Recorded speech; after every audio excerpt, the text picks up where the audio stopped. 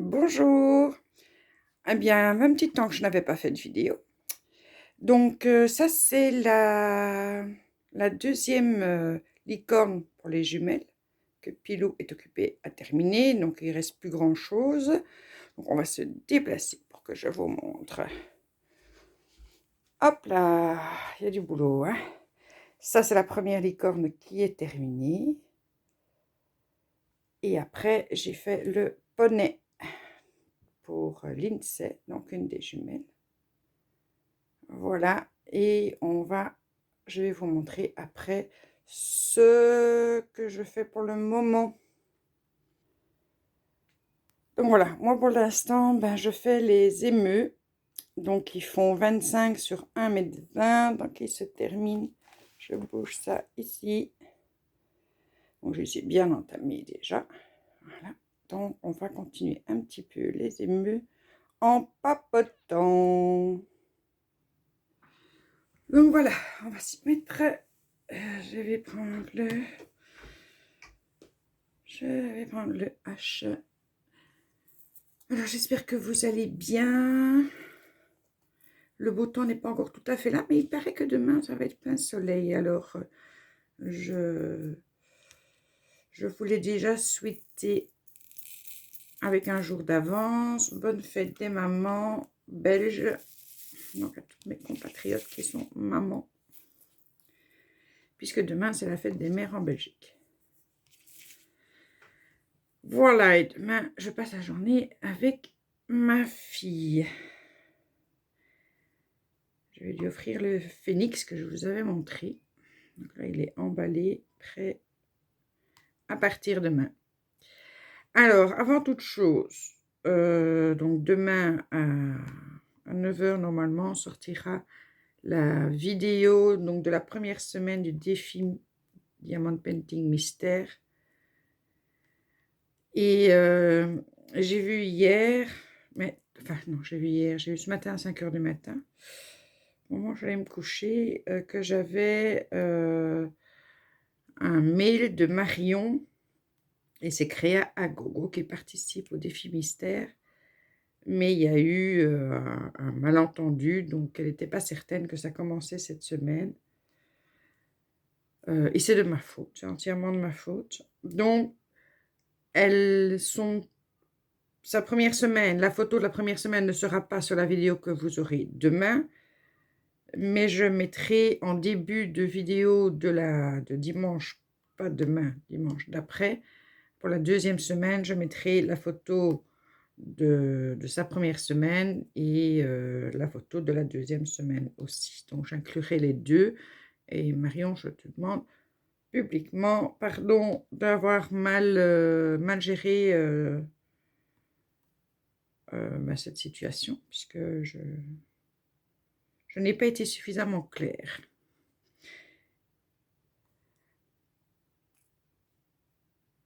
Mais vous aurez de toute façon la participation de Marion en photo.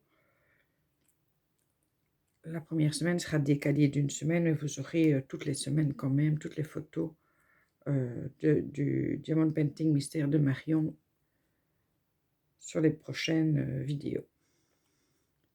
Voilà. Sinon,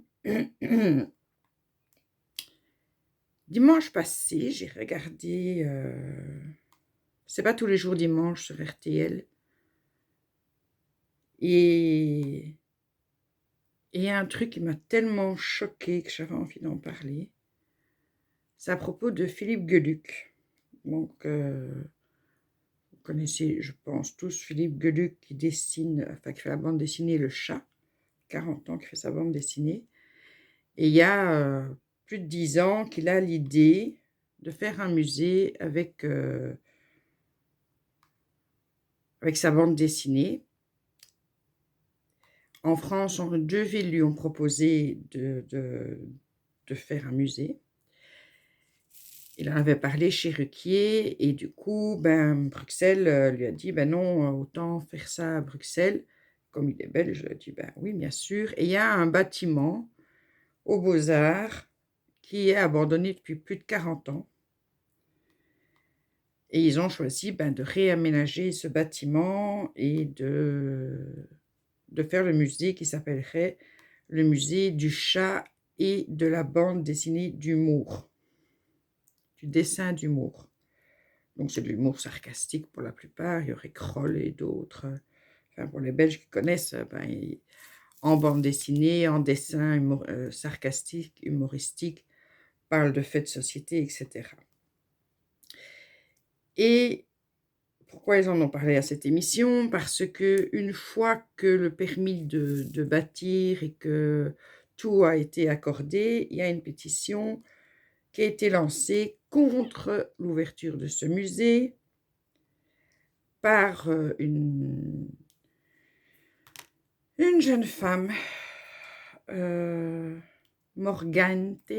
J'espère que je prononce bien parce qu'elle y tient énormément à ce que la prononciation soit correcte. Je crois que si elle l'a pas dit 4 fois et avec un mépris, mais d'une force incroyable, qui estime que ce musée n'a pas lieu d'être, que c'est la mégalomanie, qu'il y a d'autres artistes que Philippe Geluck, et que donc elle a fait faire une pétition où il y a je ne sais combien de signatures. Et donc là, Philippe Geluck tombait des nues, on ne comprenait pas très bien, puisque bon, ce projet n'a pas été fait en secret.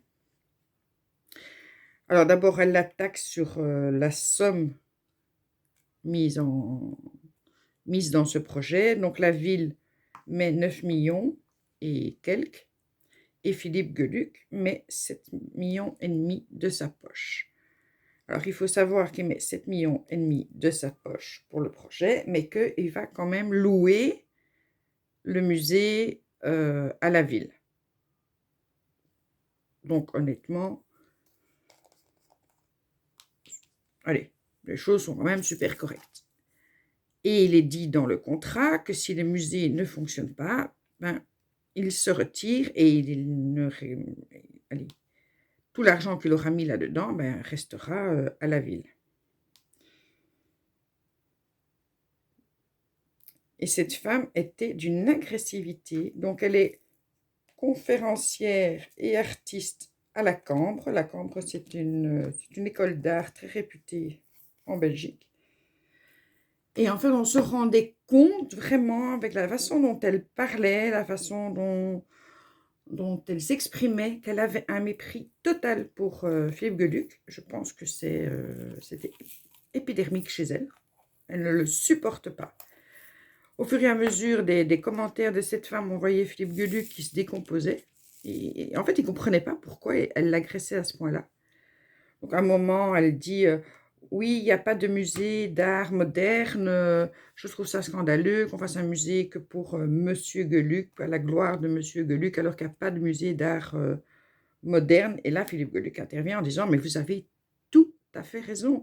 Et je suis de votre côté et je veux me battre à votre côté, à vos côtés pour qu'il y ait un musée d'art moderne. Et là, elle le regarde avec un mépris, mais franchement pas dissimulé, en lui disant qu'elle n'a pas besoin de lui, que c'est pas à lui à faire ça, c'est à la ville de Bruxelles. Là, le gars qui a ça en charge à la ville de Bruxelles explique à cette femme qu'il y a des pourparlers, sont des gens en cours pour me faire un musée d'art moderne, qu'ils ont déjà le lieu, que la ministre de la Culture actuelle, donc Sophie Wilmès, n'est absolument pas contre cette idée, et donc ça va se concrétiser.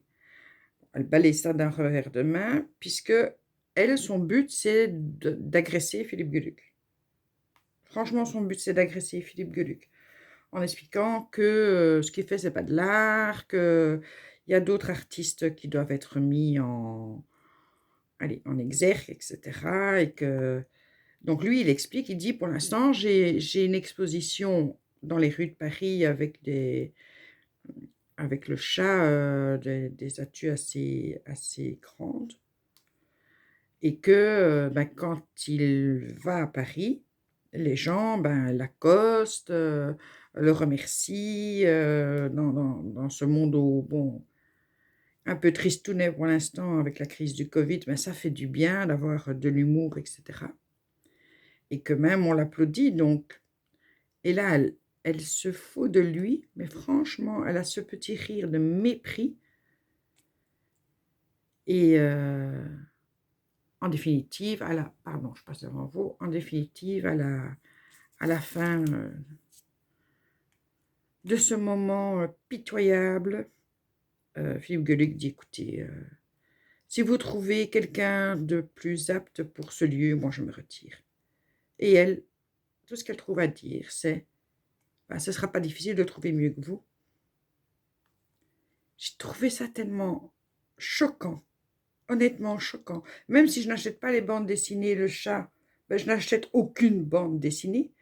Je trouvais que s'attaquer comme ça, avec une telle violence, avec un tel mépris, une telle arrogance à une personne, c'était franchement déplacé. Même l'animateur de l'émission lui a dit que la méchanceté ne servait à rien. Que quand même, ça fait plus de 40 ans qu'il fait cette bande dessinée, qu'il est apprécié par beaucoup de personnes et qu'on n'a pas à dire ce genre de phrase, quoi. Elle était mais choquante. Et le lendemain, il faisait un petit tweet en disant qu'il allait se retirer, quoi. Et j'espère qu'il ne le fera pas. Parce que le type qui l'accompagnait, je ne sais plus son nom, moi, qui était d'accord et avec qui il faisait le projet, un politicien de la ville de Bruxelles, lui a dit qu'il n'avait pas changé d'avis. Mais comment peut-on être aussi désagréable? Parce que ce qu'elle défend, c'est-à-dire les artistes d'art moderne, ben oui, elle peut défendre la cause des artistes d'art moderne, et d'ailleurs, Philippe Gueluc était tout à fait d'accord avec elle et lui proposait son aide. Au lieu de dire, ah ben c'est gentil, monsieur Gueluc, on va se battre ensemble. Non. À un moment donné, il lui explique qu'il y a une ou deux décennies, il a fait une exposition avec le chat sur le thème de l'Égypte.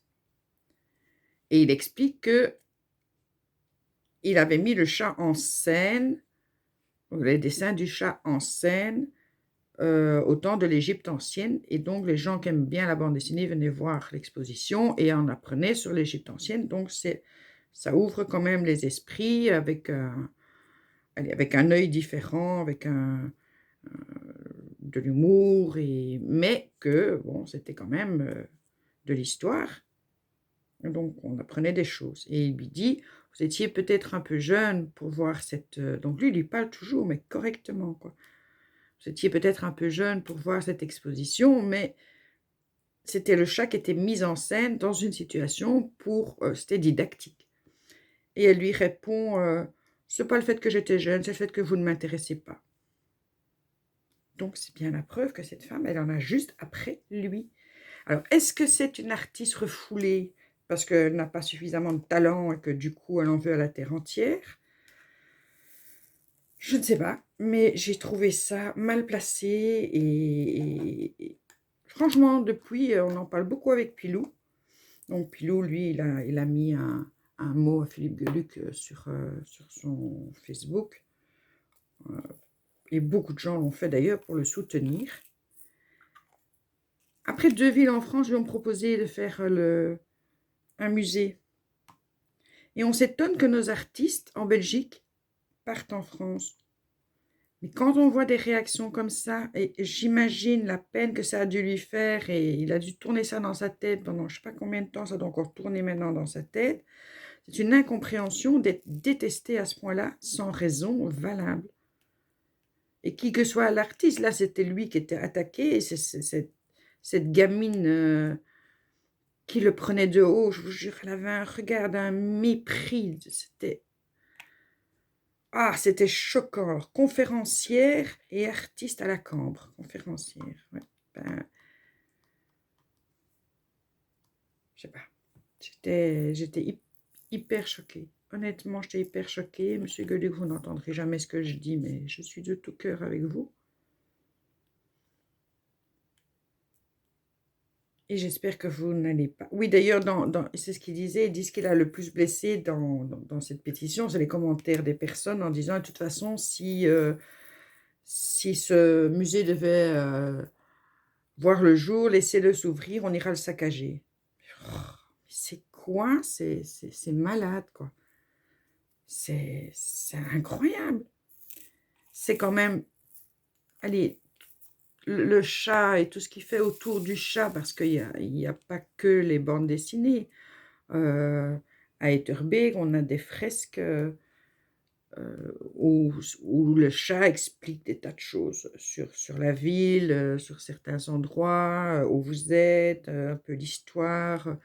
Donc il y a les dessins du chat et tout un texte et cetera et c'est très agréable à regarder et à lire. Donc pour lui, c'est vraiment, oui, c'est sa vie, c'est son métier et on lui dénie, ce droit. Alors qu'elle n'aime pas cette bande dessinée, ben, ça c'est comme hein, chacun ses goûts.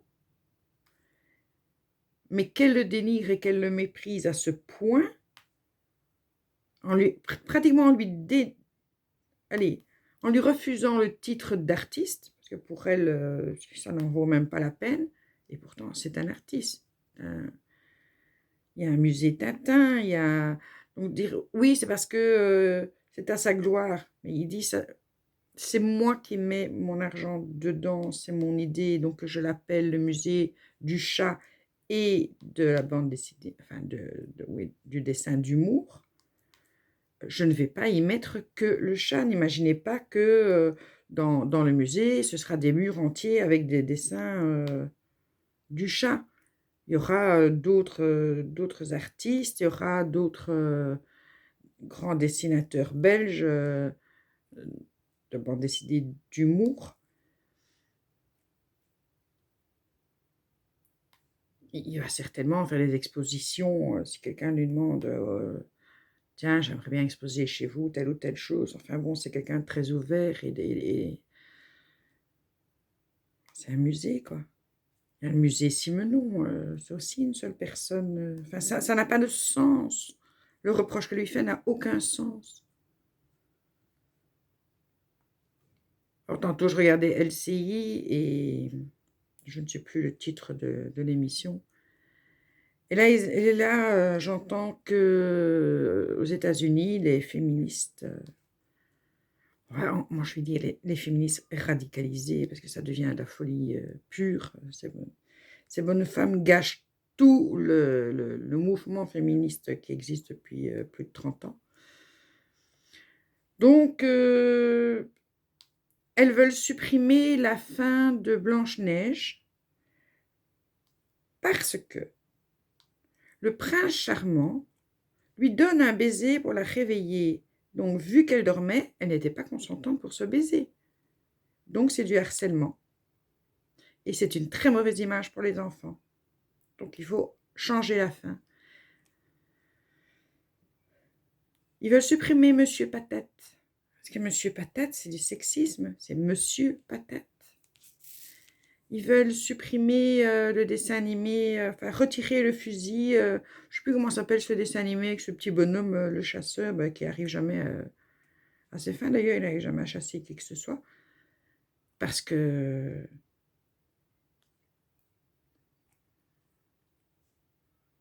parce qu'on tue des animaux. Et il y avait un troisième truc qu'ils voulaient supprimer. Enfin, c'est de l'aberration, ça devient de la folie, ça, ça devient du, je sais pas, du totalitarisme. Vous avez le droit de dire et de faire ce que je veux que vous dites et fassiez. Ces gens sont dingues. Ils sont dingues, ils m'énervent. Je me demande dans quel monde on va. Il faut absolument faire un contre-mouvement et leur dire de se calmer, de penser à des choses un peu plus concrètes. Elles peuvent se battre sur des sujets bien plus concrets, bien plus intelligents que ce qu'elles font maintenant. Franchement, s'attaquer à Blanche-Neige, quoi. Honnêtement, C'est absurde, c'est totalement absurde. En tout cas, moi, ça m'agace profondément.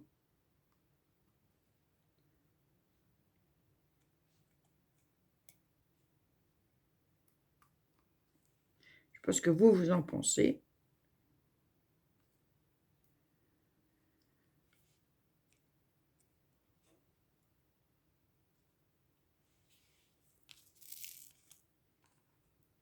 Et pour finir, ces dessins animés ou ces contes qu'on connaît depuis des années, ils vont tous nous les supprimer pour une raison ou une autre.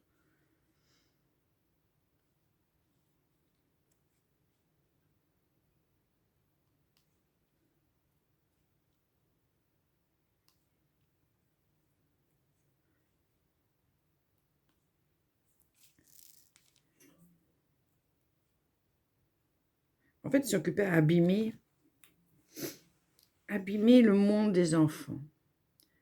Parce qu'à faire tant de cinéma, de simagrées, ils vont mettre dans la tête des enfants que c'est un monde dangereux, c'est un monde qui ne les respecte pas, c'est un monde...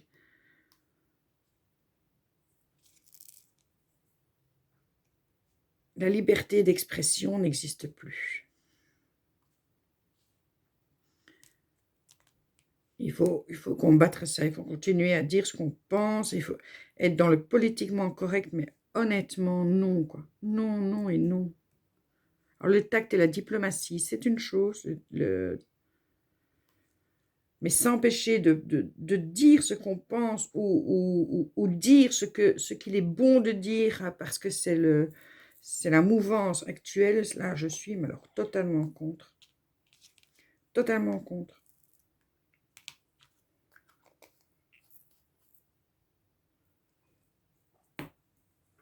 Qu'elles se battent pour l'égalité salariale. Un bon combat, ça.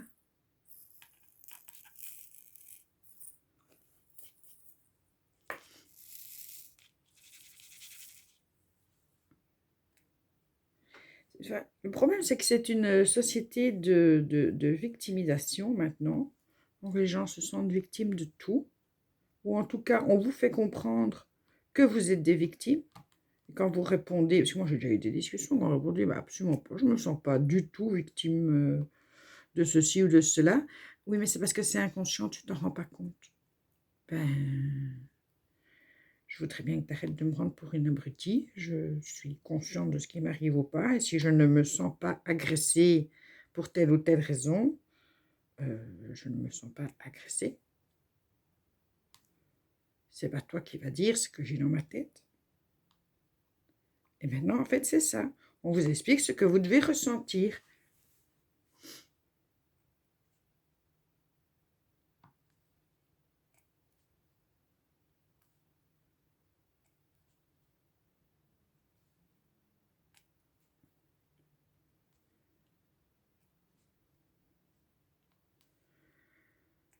L'actualité, elle n'est pas belle hein, pour l'instant. Ça nous rend un peu moraux. Je pense à ce policier qui a été tué d'une manière mais tellement lâche et monstrueuse. J'arrête pas de penser à sa famille, à ses deux filles, à sa concubine, à ses parents, enfin, et à toute sa famille du commissariat. Parce que la police, c'est quand même une grande famille. Quand vous rentrez dans la police, ben, vous y passez tellement de temps. Il y a des gens qui prennent quand même des risques tous les jours. Donc, il y a des liens très forts qui se créent. Ça me fend le cœur. Ça aussi, allez, c'est devenu normal de dire que les flics sont pourris. Il y a des jeunes qui se tatouent. Tous les flics sont des bâtards.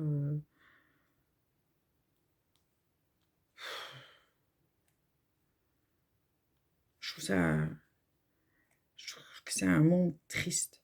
Il y a eu donc au bois de la Cambre chez nous, pour le 1er avril, bon, après les organisateurs ont dit que c'était un poisson d'avril, mais enfin bon, un rassemblement de jeunes pour faire la fête. Et il faisait super beau en plus. Donc la police a dû intervenir pour les d'abord leur ont demandé gentiment, puis après intervenir pour les disperser, puisqu'on n'a pas le droit de... on est toujours en période de semi-confinement, de se réunir, etc. Et les organisateurs ont dit, ah oui, mais... excusez-moi. C'était un poisson d'avril et on n'a pas imaginé que tout le monde allait se précipiter là. Après, il y en a d'autres qui ont dit, mais non, c'était l'anniversaire d'une jeune fille. Ils étaient 4-5, ils ont mis de la musique et du coup, tout le monde s'est regroupé. Enfin, bon, il y a eu deux versions. Du coup, ils ont décidé, pas les organisateurs de cette première boom, de la boom 1, sur les réseaux sociaux, d'autres personnes ont décidé de faire la boom 2 pour exprimer le ras-le-bol. On a besoin de liberté, on en a marre, les jeunes ont le droit de vivre et de bouger, de sortir, etc. Donc, le bourgmestre d'Ixelles a pris la parole, le Premier ministre a pris la parole pour prévenir, n'y allez pas, ce n'est pas accepté. Il y a d'autres rassemblements, d'autres choses qui sont acceptées, mais là, ça, c'est pas, on n'a pas donné l'autorisation, donc n'allez pas au bois de la Cambre vous promener, puisque c'est quand même un bois qui est assez grand, qui est situé à Bruxelles, et donc il y a des familles qui vont se balader, donc n'y allez pas, parce que voilà. Et puis on a entendu, et ça franchement j'étais sur les fesses, pour être poli, qu'en fait, il y a des parents qui accompagnaient leurs enfants dans ce rassemblement, donc la boum 2, qui est interdit, et ils s'appelaient eux-mêmes les parents boucliers pour protéger leurs enfants de la violence de la police. Non, mais vous entendez ça? Est-ce que c'est admissible de dire à ces enfants, on vient, on va te protéger de la violence de la police, on est des parents boucliers. Donc, les jeunes qui de par leur jeunesse et par leur... enfin, je ne vais pas dire tous les jeunes, mais allez, la plupart des jeunes, on a été jeunes aussi, on a été adolescents aussi, on se révolte un peu contre tout, on a envie de refaire le monde. C'est une période où on essaye de sortir du cadre qui nous est mis, c'est naturel dans l'adolescence, et les parents sont là pour recadrer, recentrer les adolescents. Et là, non. En fait, ils leur donnent raison et les soutiennent, et ils vont ensemble. Je me suis dit, mais ils sont fous. Ils sont complètement fous. Oui, je veux bien, Alou, chérie. Donc, résultat de course, fatalement, il y a eu des problèmes. Après, on va reprocher ça à la police. Mais qu'est-ce que vous voulez qu'ils fassent? Qu'est-ce que vous voulez qu'ils fassent? Vous vous retrouvez devant 1000 personnes qui ne veulent pas dégager. Vous êtes bien... Vous pouvez leur dire gentiment, vous voulez bien, s'il vous plaît, partir. Et ça ne marche pas comme ça. Ça ne marche pas comme ça. Et quand les parents disent « Oh, ouais, la police est dangereuse, fais gaffe, ils sont violents, on va venir pour te protéger », vous partez déjà dans l'idée de vous friter. C'est... Et après, voilà, on en arrive à cracher sur la police, à les insulter, à dire qu'ils sont tous violents, qu'ils sont racistes. Et le jour où il n'y aura plus de policiers, qu'est-ce qu'on fait? Hein? Dites-moi un peu. Qu'est-ce qu'on fera le jour où il n'y aura plus de policiers? On va tous se munir d'une arme pour essayer de ne pas être agressés. Ce sera la loi du plus fort. Ça va être beau.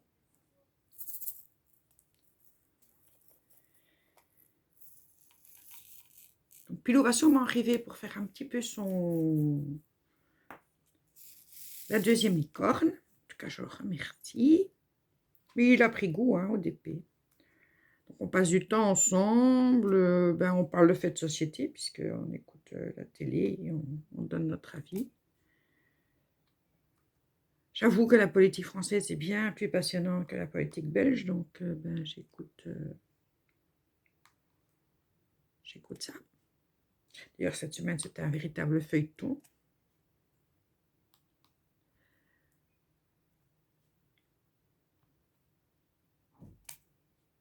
Il paraît que demain, il va faire beau, et je l'espère, parce que là, ça pleut, c'est gris, il y a du vent, c'est très désagréable. Même le 8 mai, c'est l'ouverture des terrasses chez nous aujourd'hui, et voilà. L'ouverture des terrasses sous la pluie, les pauvres. Une pensée pour toutes ces personnes. Je suis occupée à faire une vidéo. J'ai dit que tu venais près de moi pour faire ta partie d'épée, mon chéri. Merci. Ma partie d'épée? Ben, ta licorne. On va faire ma licorne en vidéo? Non, je suis en vidéo. J'ai dit que tu allais venir faire la licorne. Ah.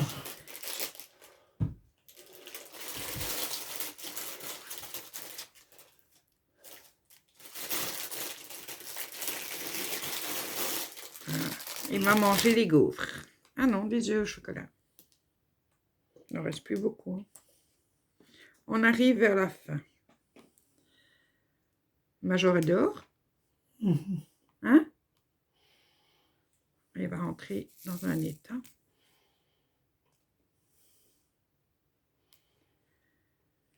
Il joue avec Satan. Ouais.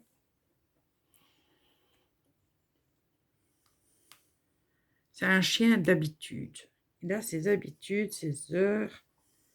Et on a bien rigolé hier parce qu'il a bon, fatalement, à l'heure du repas, ben, il sait très bien qu'il peut pas mendier, donc il se couche à nos pieds, il attend.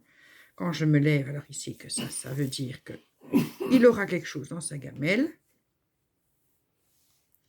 Donc, par exemple, vers 5h, 5h30 maximum, alors il vient pousser mon bras dans l'air de dire « c'est l'heure de ma friandise ». Enfin, il a vraiment ses habitudes. Et hier, comme Kylian rentrait très tard, et j'avais dit à Pilou, écoute, moi j'ai envie de manger une pizza. J'ai envie d'une petite pizza. Et eux avaient envie de chicon gratin. On s'est fait, c'était des petits plats individuels. On n'a pas envie de cuisiner. Et donc, on a mangé ici. J'ai mangé ma pizza ici. Et Pilou a mangé son petit plat ici. Eh bien, monsieur Major n'a pas du tout apprécié. Il a bien fait comprendre que là, on abusait quand même, parce que l'heure du repas, ça veut dire on est en bas, il est couché à mes pieds, et quand je me lève, il a quelque chose. Et du coup, il se dit, mais ça va pas être pareil ici. C'était le cas, j'ai rien donné. Enfin bon, j'ai mangé toute ma pizza en même temps, donc je lui ai rien donné. Et il a dû attendre que Pilou ait terminé, redescendre pour lui mettre quelque chose dans sa gamelle, mais il nous a bien fait comprendre que ça va pas, hein. C'est pas comme ça que ça se passe d'habitude, les gars. Il est vraiment marrant.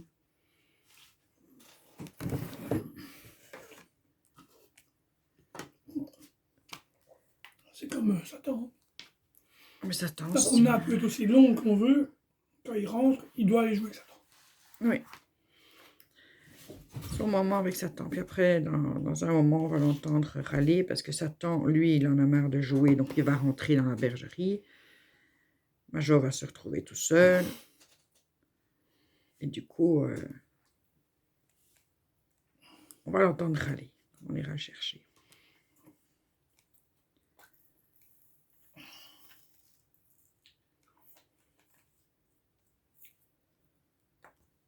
Ben, je les aime bien, mes émeus. Ils ont une bonne bouille.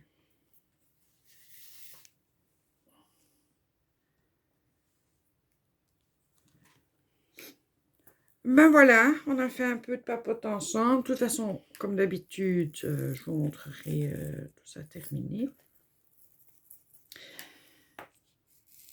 Je ne sais pas, je vais peut-être...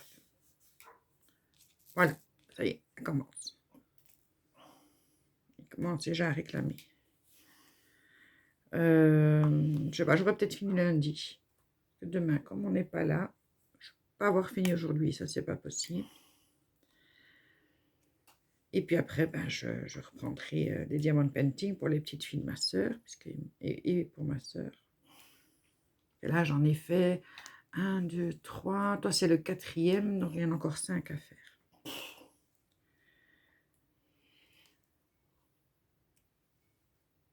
Je les ai tous reçus. Là, j'avais envie d'en faire un pour moi.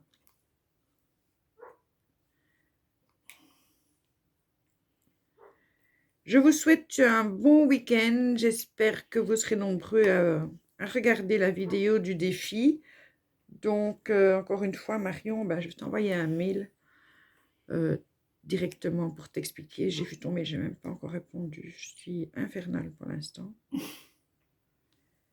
Mais vous aurez donc les photos de l'avancée du diamond painting de Marion. Vous les aurez toutes les deux dans la semaine 1 et la semaine 2, dimanche prochain. Pas ce dimanche-ci, mais dimanche prochain. Je termine mes R avec vous. On en a plus des masses. Et si oui, moi si je ne le prends pas avec, je ne veux pas celui-là. Je vais chercher un autre.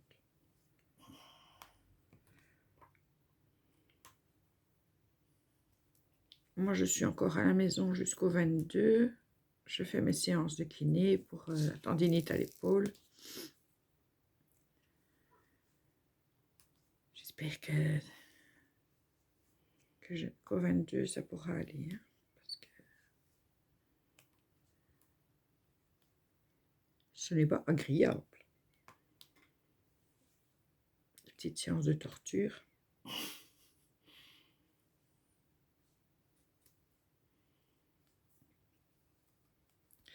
Voilà pour les R. Donc, moi, je vous dis au revoir. Passez un bon week-end, bon visionnage et à très bientôt.